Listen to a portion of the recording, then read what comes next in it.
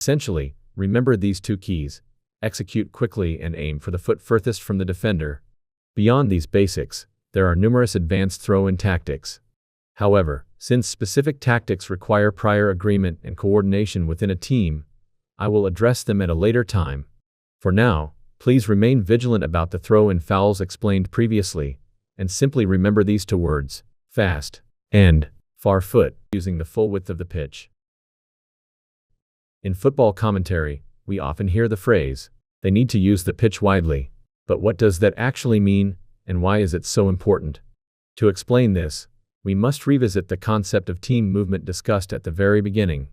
A well-organized team naturally shifts its entire defensive block toward the side where the ball is located. So, what is the effect if our wingers or wingbacks stay as close to the touchline as possible to receive the ball? Ultimately, when the ball is developed on one side, the entire defending team must shift as a unit to regain possession. The closer you stay to the sideline, the more ground they are forced to cover, leading to significant physical exhaustion for the opponent. Repeatedly forcing these long lateral shifts will eventually leave the defense in disarray. This tactic is particularly effective in amateur matches between beginners who may struggle with both fitness and positioning.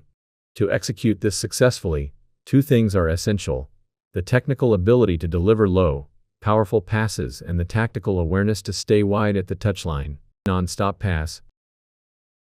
In actual match play, this is the area where the gap between former players and novice amateurs is most apparent. A non-stop pass, literally, is a pass that connects to a teammate with a single touch, without stopping or retaining possession of the ball.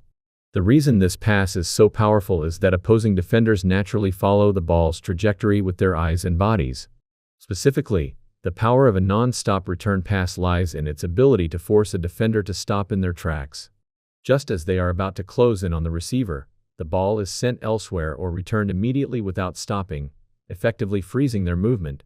When these non-stop passes are connected 2 or 3 times in a row, it creates what is commonly known as tiki-taka. Once the ball begins to circulate non-stop, the defenders are left with no choice but to helplessly watch the ball move around them. This is because, quite simply, a human can never outrun the ball.